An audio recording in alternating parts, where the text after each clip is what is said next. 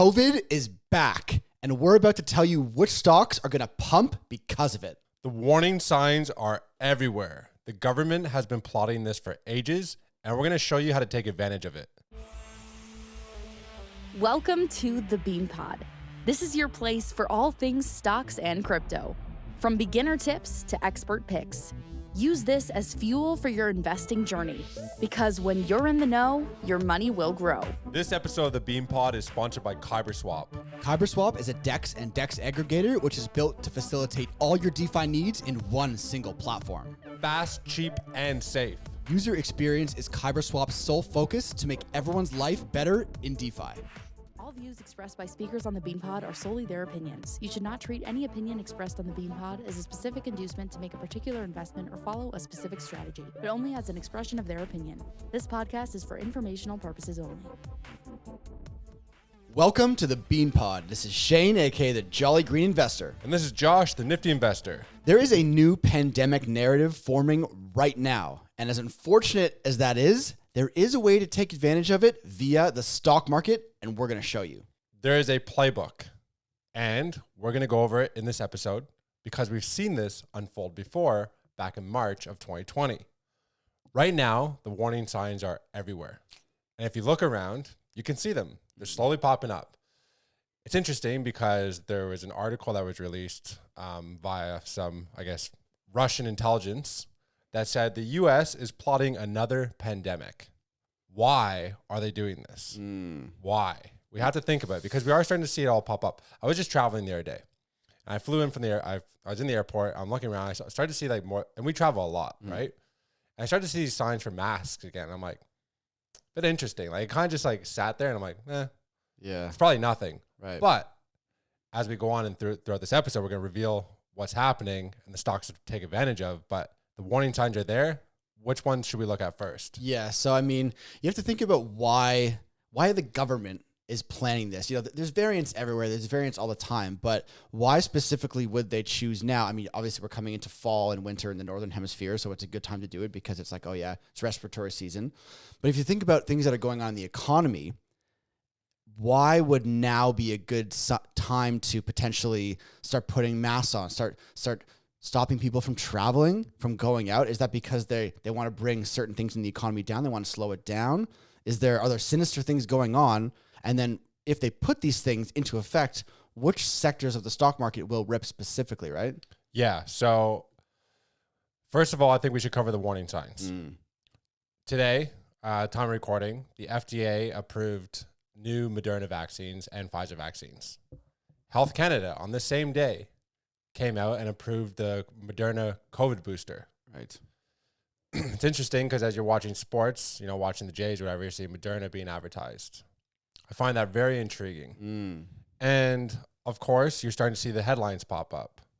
COVID is running rampant. Hospitalizations are going up. And again, like we said, the fact that Russia kind of alluded to this a couple months ago, saying look, the U.S. is starting to look for a new variant to create havoc, to start this new pandemic. And then this tweet popped up in my feed today, and I found it really interesting because we were golfing yesterday. We were talking about the new variants and all this stuff, and we started to theorize as to why they're doing this. Yep. So this tweet came out, and it said, the continued strong demand for consumer services is why the Fed is unable to contain core inflation. According to Apollo, a record 22% of U.S. consumers are planning to vacation in a foreign country. U.S. households want to travel on airplanes, stay at hotels, and eat out. This is why inflation in the non-housing services sector continues to be so high. So clearly, the Fed is having a hard time bringing inflation down. Right. It's been proven to be sticky. So if you start imposing these restrictions, then what do you see? People are not going to travel as much. They're not going to spend as much. So you're going to start to see people not spending money. So what you should start to see is less demand. So prices should start to come down. Yep. What you also see is higher unemployment in these service sectors, which is what the Fed also wants to see, higher unemployment. And the U.S. is also at an all-time high from a credit debt perspective. Yep. So people stop spending and using their credit cards. So you introduce this new variant, stop people from traveling, and it kind of solves a bunch of their problems, doesn't it? Yeah, I mean, if you put yourself, not put yourself in other people's shoes, just put yourself in your own shoes. And it's like, all right, everyone was locked up for like 2 years, right? Couldn't travel, very hard to travel. Some people don't want to take the vaccine, can't travel. And then now all of a sudden people, even though the economy is maybe not doing so well in some sectors, some families and stuff might not have as much money, there's still this desire to travel because you feel like multiple years of your life were taken away. You can't travel. So now it's like, all right, we're making all these travel plans. It doesn't matter. We're going. We're going to go here. We're going to go do an Airbnb. We're going to go to Europe. We're going to go to Asia. And, the Fed, they want to hit their targets because if they don't hit their targets, then everyone's like, oh, you didn't do your job well. So they're like, okay, there's all this pent up demand for traveling, for spending. It doesn't matter that the economy is not doing well. People are still, as you said, traveling and spending because they're kind of making up for this lost few years. So they're like, all right, well, fuck. People aren't doing what we want them to do. We're going to have to make them do what we want them to do by bringing in something where they can't say no, restrictions. And it's just like, I fucking hate it. Yeah, I know. Yeah, exactly. So me too. So you start to it's interesting because, my brother shared with me he's still heavy into the marijuana stocks and they've been fucking ripping over the past, they're up like 100% over the past week or so. Interesting.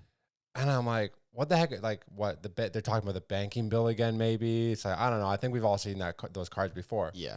But when you start to look at marijuana stocks back in March of 2020, you look at something like a Curaleaf, it went from like $4 up to like $26 because people are staying at home and smoking weed. Yeah. Right? This was like a huge driver. There's also a number of other stocks you could potentially get into. But I think we need to be a bit more selective this time. Yep. Because the Fed is not going to print money. They printed $5 trillion in stimulus last time, which caused the inflation problems. Yeah. They're not going to do that this time. No. This is all about crashing the economy.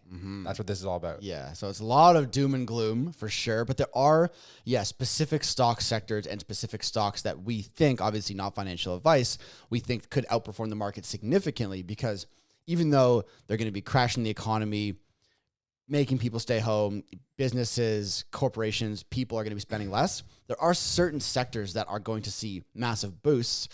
For one, we can get right into this one. Obviously, the companies that produce these new vaccines, right? So we're talking about Pfizer, Moderna. And if you look at those stocks right now, they're still way off like the all-time highs that they were during the COVID frenzy. Not saying that they're going to reach those highs again, but especially something like Moderna, this thing is bottoming out. And that's the one that we keep seeing ads for, right?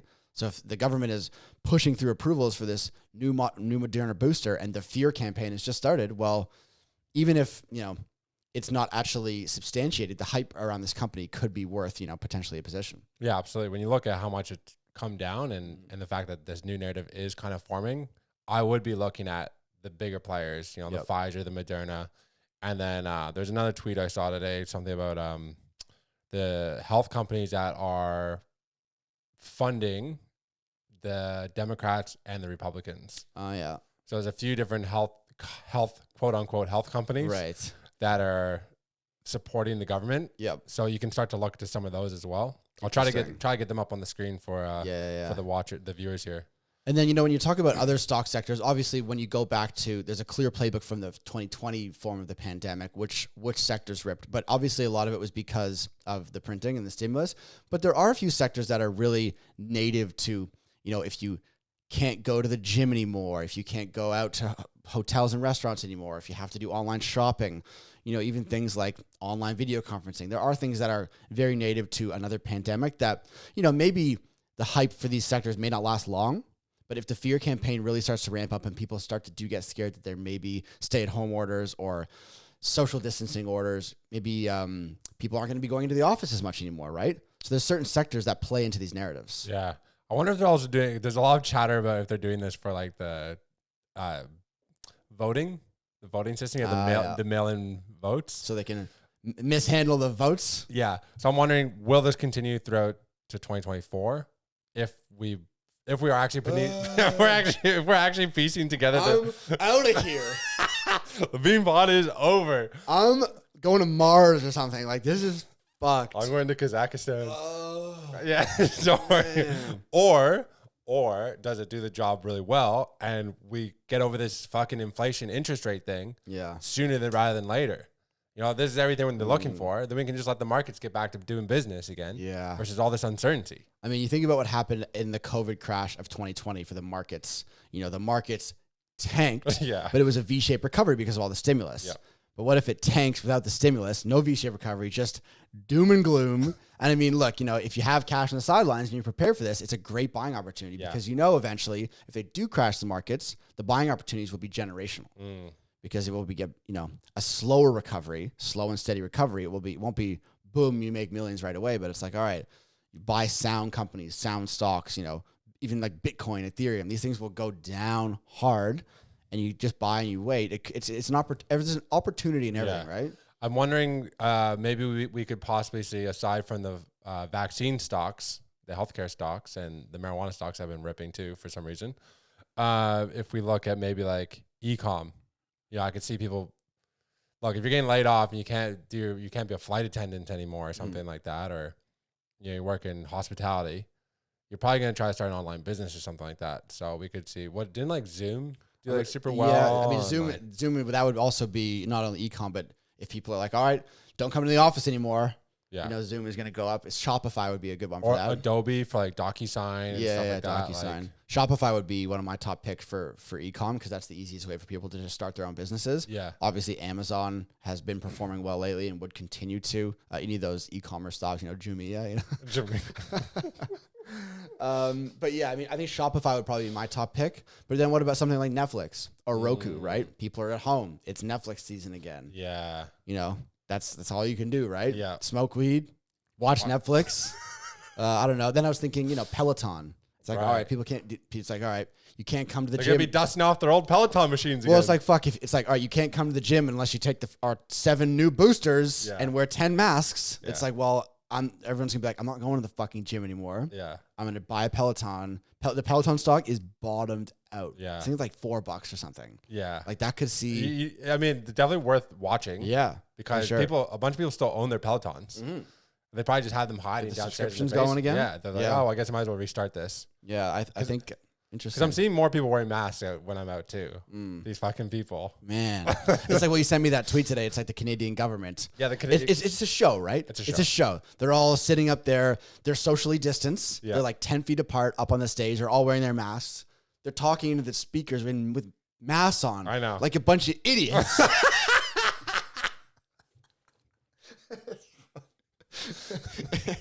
Monkey see, monkey do, right? Man, it's a show. Yeah, like, it's a show. Like, I don't want to watch Netflix. I'll watch this government show. It's like, oh wow, look at this show. Yeah. So people are buying into it. I mean, people are very easily manipulated. Yeah. So it's really unfortunate. So Netflix or Roku. Yeah. Roku's another streaming stock that like, where does the money go? I mean, there isn't the stimulus spending, but people do still have money. Exactly. They sit at home and what do they do? It'd be the ones that are going to start generating more revenue based off of people not spending. DoorDash? Yeah. Oh, true. More DoorDash.